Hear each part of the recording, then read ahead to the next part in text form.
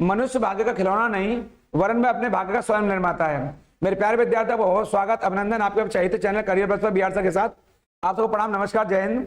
आप सभी लोग दोनों हाथ जोड़कर अपनी मां के चरणों में प्रणाम करेंगे और मैं आपसे बात करूंगा आज आपके चहेते इसी सिंघम बैच पर जिसे आपने बहुत प्यार दिया है।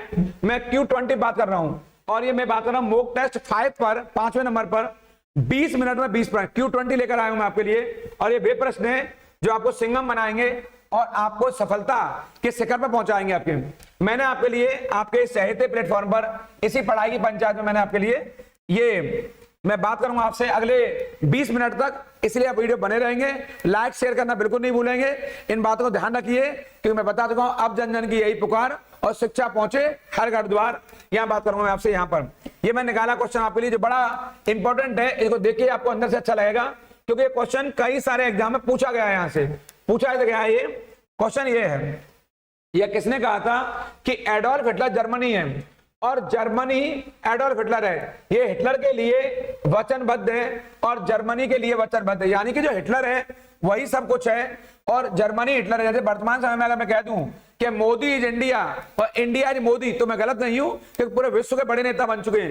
ये कथन आर हैस का कथन है, बड़ा पॉपुलर कथन है आपके। यहां मैं बता दूं आपके लिए बड़े तगड़े उस समय के ये एक विद्वान थे आर हैस। ये इनका ये कथन है आपके कि जर्मनी ही हिटलर है और हिटलर ही जर्मनी है।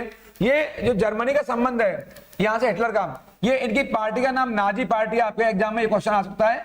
इनकी पार्टी का नाम है नाजी पार्टी और इनकी एक पुस्तक है हिटलर की बड़ी फेमस, उसका नाम है मीन कैंप। क्या नाम है? मीन कैंप नाम है इस पुस्तक का। इसको आप रट लेंगे यहां से, मीन कैंप। ये पुस्तक एग्जाम में आ सकती है आपके। इसके अलावा मैं बताऊंगा आपको यहाँ 25 फरवरी को यहाँ पर 1934 को ये जर्मनी के लोगों ने इकट्ठे होकर के वचनबद्ध होकर जर्मनी के प्रति शपथ ली और कहा जर्मनी के बिना हम नहीं है, जर्मनी के बिना हमारा अस्तित्व नहीं है, जर्मनी है तो हमें। जब द्वितीय विश्व युद्ध चल रहा था 1939 से 1945, 1939 से 45 तक ये युद्ध चला आपके।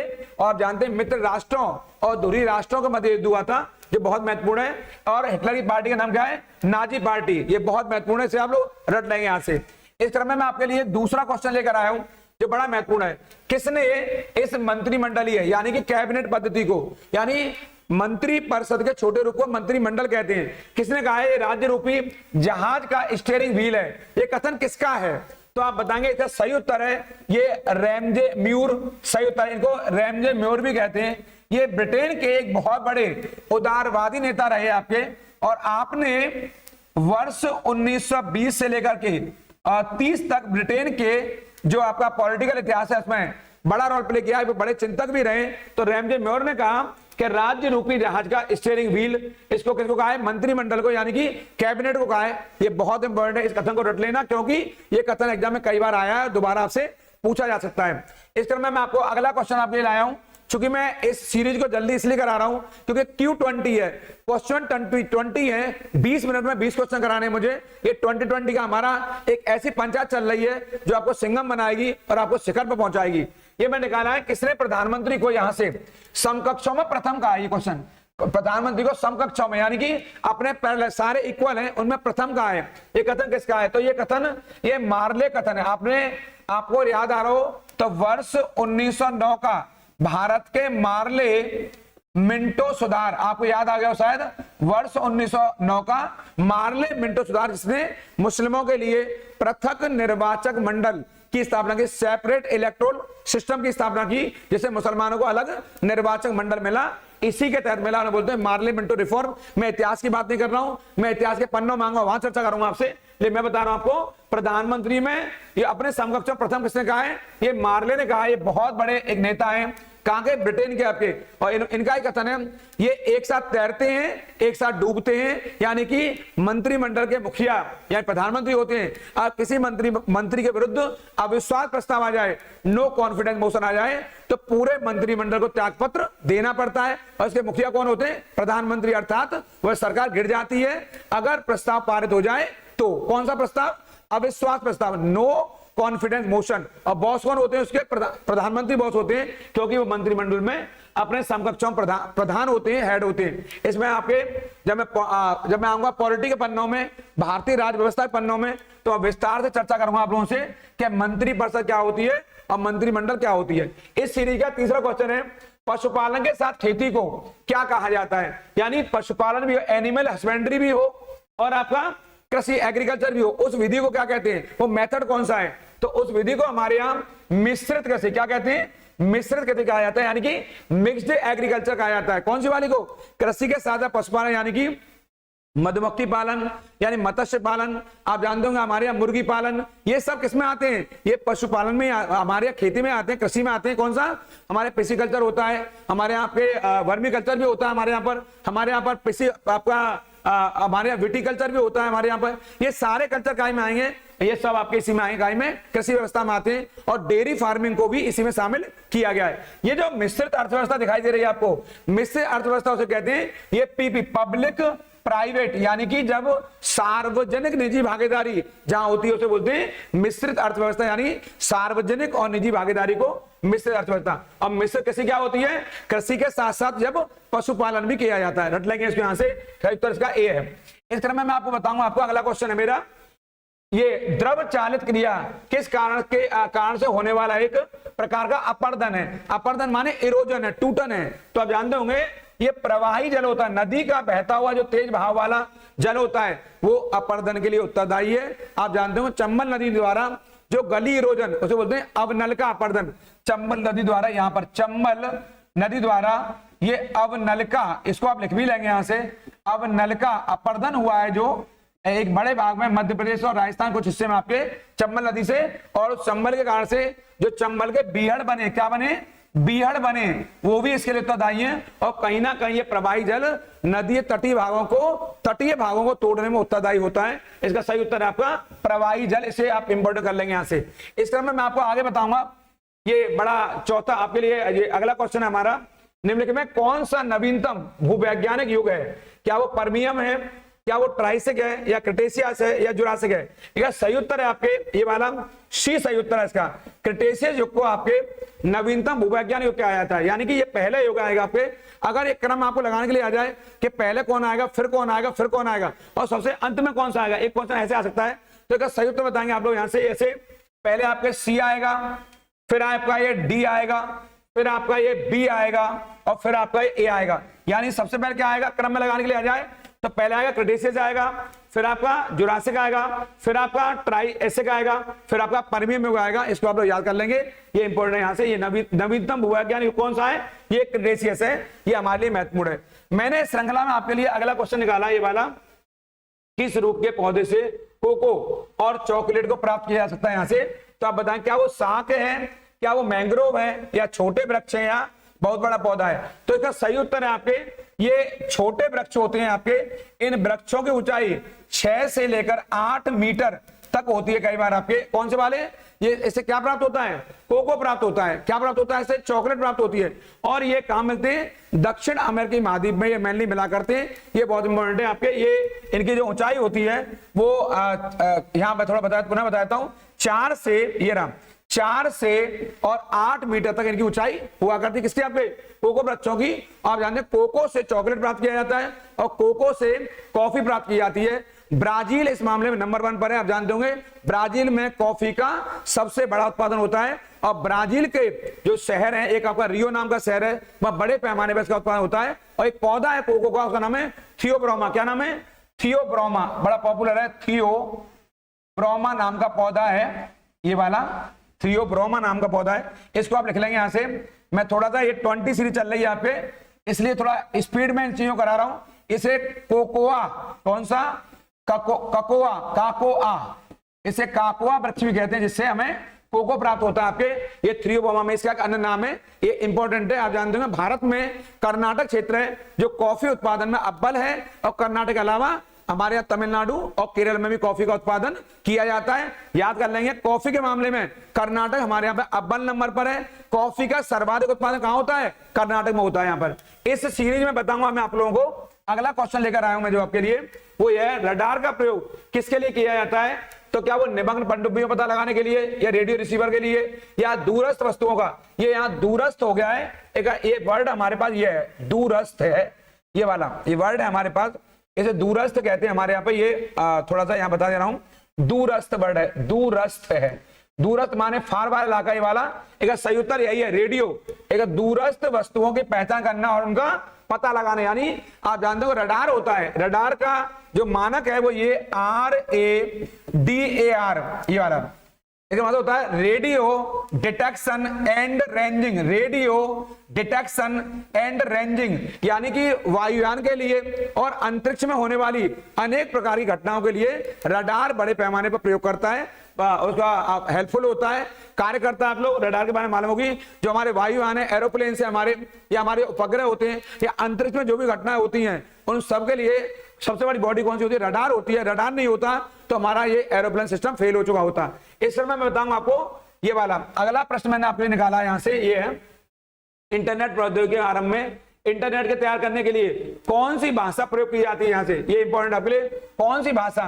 तो सही उत्तर है इसका हमारे यहाँ पर HTML, इसका मतलब हाइपर टेक्स्ट मार्कअप लैंग्वेज। ये फुल फॉर्म में आई है हाइपर टेक्स्ट। एक क्वेश्चन पूछिए हाइपर टेक्स्ट मार्कअप लैंग्वेज कौन सी? यहां कर देंगे इसको, ये हाइपर, इसको लिख लेंगे हाइपर, यहां से हाइपर टेक्स्ट मार्कअप, यहां से मार्कअप लैंग्वेज।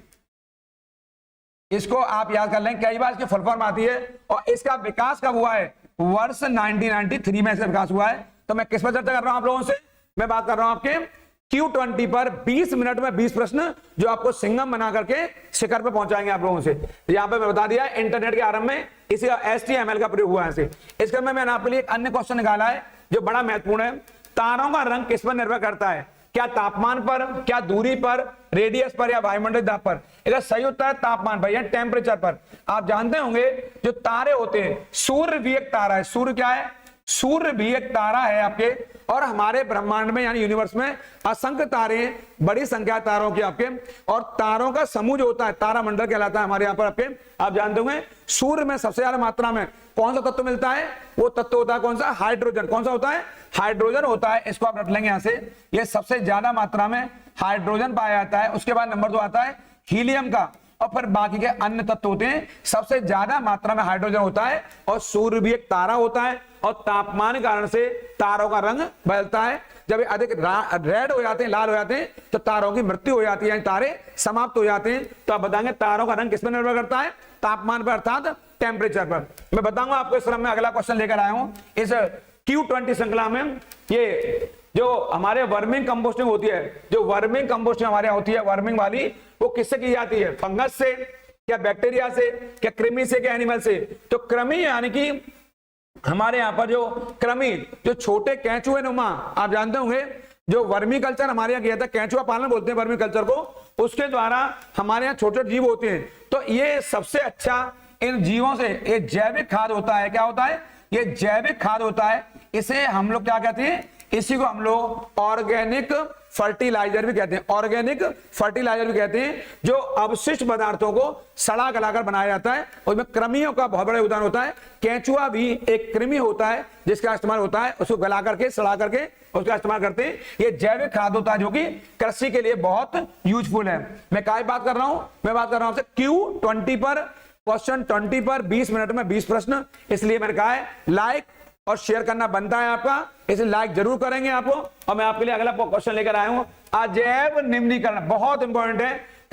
कई सारे विद्यार्थी तो इस प्रश्न को समझ ही नहीं पाएंगे। अजैव निम्नीकरणीय अपशिष्ट से छुटकारा पाने का सर्वोत्तम हर इनमें से क्या है? क्या उस अपशिष्ट को जला दिया जाए? आप जानते हैं बहुलीकरण, पॉलीमर एक विधि होती है जिससे प्लास्टिक बनती है, और जो केमिकल रबड़ होती है वो सब होती है। अगर बड़े पैमाने पर हमारे समाज में रहती है तो उसे नष्ट करना पॉसिबल नहीं हो पाता है। तो क्या किया जाए उसके लिए? अगर उसे आप जलाते हैं तो हमारा वायुमंडल गंदा होगा। अगर कहीं पर डाल दे, पाट देते हैं ऊपर की तरफ, तब भी पर्यावरण प्रभाव पड़ेगा। अगर आप गाड़ते हैं तो हमारी जो भूमि की उत्पादकता है, भूमि की फर्टिलिटी है हमारी, वो मर जाएगी यहाँ पे। इसलिए पुनः चक्रण, इसका रिसाइकलिंग होते रहना चाहिए। किसका? इस अजैव निम्नीकरणीय अपशिष्ट का, जिसमें क्या आएगा? इसमें प्लास्टिक मूल रूप से आता है आपके। इसको आप लोग रट लेंगे यहां से। ये भी एक पॉलीमर होता है, और इसके लिए कौन सी विधि है? पुनः चक्रण, यानी कि हम लोग कहेंगे इसको, आप लोग पुनः मान होता है रिसाइकलिंग। ये बहुत इंपॉर्टेंट मानी जाती है और आपके लिए इंपॉर्टेंट है। इस क्रम में मैं आपको आगे लेकर आया हूं। अगला क्वेश्चन है ये ओजोन क्षितिज, जो आपका जो ओजोन क्षेत्र आपके ओजोन परत है उसके लिए कौन सा प्रदूषक जिम्मेदार है? तो इसके लिए जिम्मेदार है आपके कौन सा? CFC। कौन सा? CFC है, क्लोरोफ्लोरोकार्बन। कौन सा? क्लोरोफ्लोरोकार्बन। अब बताता हूं मैं आपको, जो ओजोन परत को नुकसान पहुंचा है उससे सबसे ज्यादा जो हमारे यहाँ कौन सी तरंग है, जो कौन सी तरंग है आपके, जो एस तरंग है आपके, जो सूर्य से आने वाली कौन सी किरणें हैं वो आपके, वो किरणें हैं आपके ऐसी किरण जो हमारे पर्यावरण को सबसे नुकसान पहुंचाती हैं। हमें त्वचा संबंधी बहुत प्रकार के रोग हो जाते हैं। आप जानते होंगे ये CFC को लेकर के एक दुनिया में एक सम्मेलन हुआ, उस सम्मेलन का नाम है आपके, यहां से लिख देता हूं आपको, उस सम्मेलन का नाम है आपके मॉन्ट्रियल सम्मेलन। कहां हुआ है? मॉन्ट्रियल। ये सम्मेलन हुआ है कहां? ये कनाडा में हुआ है और इसकी आप डेट भी लिख लेंगे, 16 सितंबर 1987। यानी कि ओजोन परत के क्षरण को लेकर, ओजोन परत के क्षरण को लेकर जो सम्मेलन हुआ है कि कैसे हमें ओजोन परत को बचाना है, आप जानते होंगे। और आप जानते हैं अगर इसको नहीं बचाया जाए तो जो अल्ट्रा वायलेट रेज होती है, कौन सी? अल्ट्रा वायलेट रेज होती हैं, वो त्वचा संबंधी रोगों पैदा करती हैं आपके, और उसके चलते आपके घातक प्रभाव पड़ता है। तो सूर्य से कौन सी किरणें निकलती हैं? अल्ट्रा वायलेट रेज, हम कहते हैं UVR कहते हैं। क्या कहते हैं? UVR कहते हैं, पराबैंगनी किरणें कहते हैं। पराबैंगनी किरणें होती हैं जो त्वचा संबंधी रोगों के लिए उत्तरदायी होती हैं। और यहीं पर इसको प्रतिवर्ष 16 सितंबर को विश्व ओजोन दिवस क्या मनाते हैं? World ozone day. क्या मनाते हैं? विश्व ओजोन दिवस मनाया जाता है, क्योंकि इसी तारीख को 1987 में मॉन्ट्रियल में एक प्रोटोकॉल लागू हुआ था, समझौता हुआ था। इसको महत्वपूर्ण माना जाता है। इसको रट लेंगे। उत्तर क्या है? CFC, chlorofluorocarbon. और क्लोरोफ्लोरोकार्बन कहां से निकलती है? AC से, रेफ्रिजरेटर से, रेफ्रिजरेटर बोलते हैं फ्रिज को, वहां से निकलती है आपके, AC से निकलती है आपके। कौन सी गैस? CFC, chlorofluorocarbon. इंपॉर्टेंट है। इस क्रम में मैं आपके लिए Q20 में अगला क्वेश्चन लाया हूं। इनमें से कौन सा भारत में सबसे छोटा क्षेत्रफल की दृष्टि से कौन सा लोकसभा क्षेत्र है? तो इसमें उत्तर है इसका चांदनी चौक। कौन सा? चांदनी चौक इसका सही उत्तर है। तो आपके माइंड में चांदनी चौक दिल्ली में, कहां पर चांदनी चौक? चांदनी चौक दिल्ली में। और आपके मन में क्वेश्चन आ रहा होगा अगर क्षेत्रफल की दृष्टि से ये सबसे छोटा है तो बड़ा कौन सा है? तो बड़ा इसका सही उत्तर कर लेंगे। बड़ा क्षेत्र कौन सा है?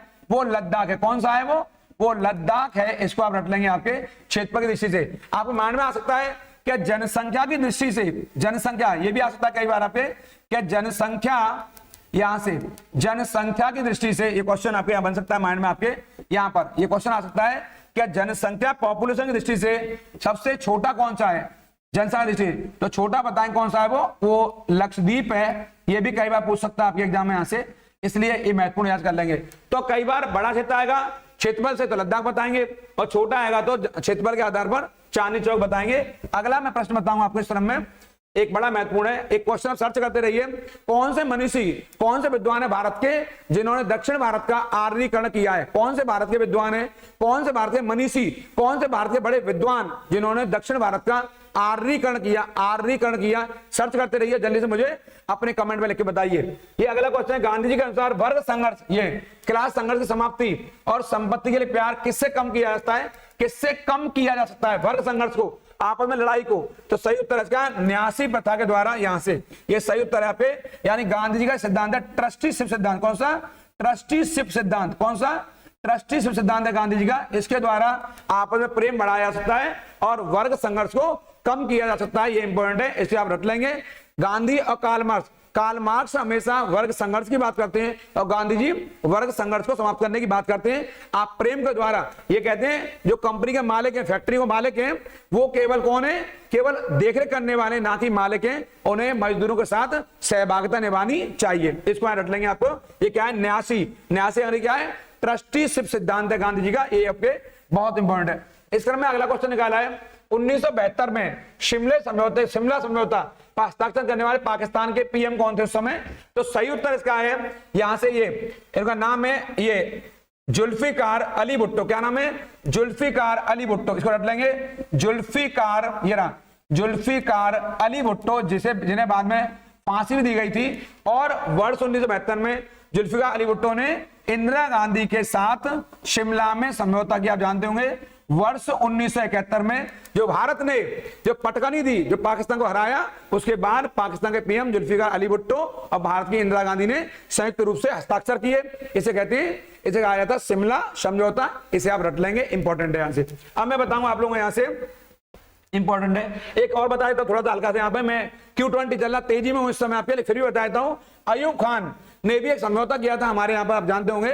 अयूब खान जिस समय आगे राष्ट्रपति थे, तो अयूब खान ने भारत के लाल बहादुर शास्त्री, कौन, लाल बहादुर शास्त्री के साथ, यहां पर लाल बहादुर शास्त्री हमारे पीएम थे उस समय, इनके साथ यहां पर 1966 में क्या किया था, ताशकंद समझौता, कौन सा, ताशकंद समझौता किया था। इसको भी आप थोड़ा सा देख लेंगे यहां से, ये कई बार एग्जाम में मैं थोड़ा सा इसको बताना नहीं चाह रहा था पर फिर भी बता दिया है, कौन सा, ताशकंद समझौता। और ये कौन सा है आपके, शिमला समझौता। इस तरह मैं बताऊंगा आपको। अगला क्वेश्चन है हमारा ये रहा, ये जब 1856 में डलहौजी ने अवध पर कब्जा किया तो वहां का नवाब कौन था, कहां का, अवध का। सही उत्तर है नवाब वाजिद अली शाह। कौन सा, नवाब वाजिद अली शाह। डलहौजी की कौन सी नीति है, हड़प नीति है। लेकिन जो अवध को मिलाया है वो काय के आधार पर मिलाया है, कुशासन के आधार पर। ये कुशासन के आधार पर मिलाया है वर्ष 1856 में। और डलहौजी को हड़प नीति का जनक माना जाता है। हड़प नीति में विस्तार से चर्चा कराऊंगा डलहौजी वाले पार्ट पर,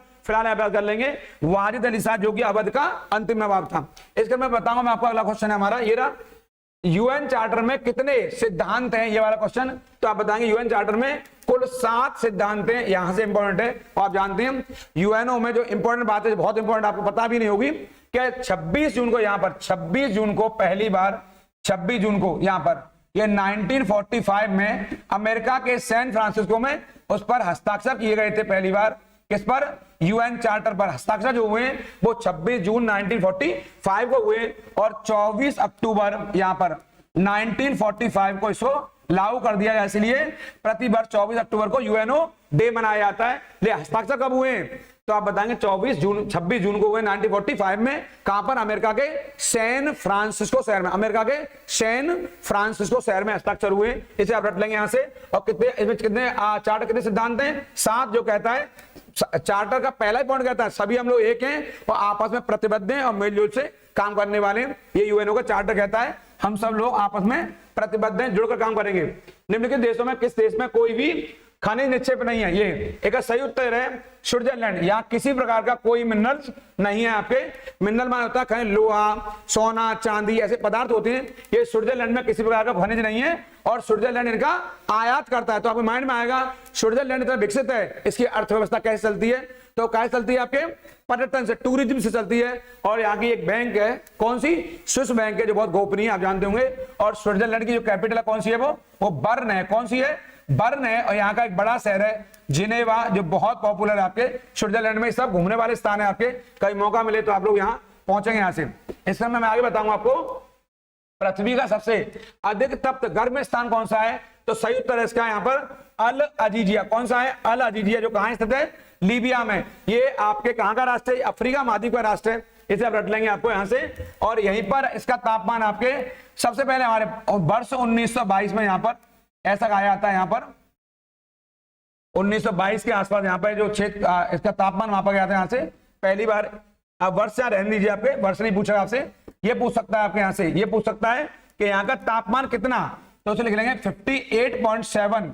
यहाँ का जो टेम्परेचर है वो इतना टेम्परेचर 58.7 टेम्परेचर। आग लग जाती है आपके, कहां की बात हो रही है, अल अजीजिया, जो कि लीबिया में। और लीबिया की जो कैपिटल है वो कौन सी है, वो ट्रिपोली है। कौन सी है, ट्रिपोली, यानी ट्रिपोली, ट्रिपोली, TRIPOLI, ये लीबिया की राजधानी है। लीबिया एक बड़ा राष्ट्र है यहाँ का, कहां का, अफ्रीका महाद्वीप का। ये एक महत्वपूर्ण क्षेत्र है, इसे याद कर लेंगे यहां से। ये मैंने आपके लिए Q20 20 क्वेश्चन निकाले आपके लिए, बहुत इंपॉर्टेंट आपके। इन सारे क्वेश्चनों को आप लोग रट लेंगे, इनसे बाहर कोई क्वेश्चन नहीं आएगा। इसलिए आप इस वीडियो पे लगातार बने रहेंगे। कमेंट लाइक करना बिल्कुल नहीं भूलेंगे आपके, और इसको ज्यादा लोगों को शेयर कराइए ताकि मैं अपनी बातें और लोगों तक पहुंचा सकूं। आप इस सीरीज पे जुड़े, वीडियो पे जुड़े, आपका बहुत बहुत धन्यवाद। आप उन लोगों का जरूर ख्याल रखिए जो आपका ख्याल रखते हैं। और आज की इस पंचायत में इतना ही, और कल फिर मैं नई वीडियो साथ मिलूंगा इसी Q20 में। और एक सीरीज और ला रहा हूं आपके लिए, कौन सी वाली, आपका पुष्पा झुकेगा नहीं और आपका सिलेक्शन रुकेगा नहीं, बहुत इंपॉर्टेंट है। आपसे जुड़े आपको बहुत बहुत धन्यवाद। प्रणाम, नमस्कार।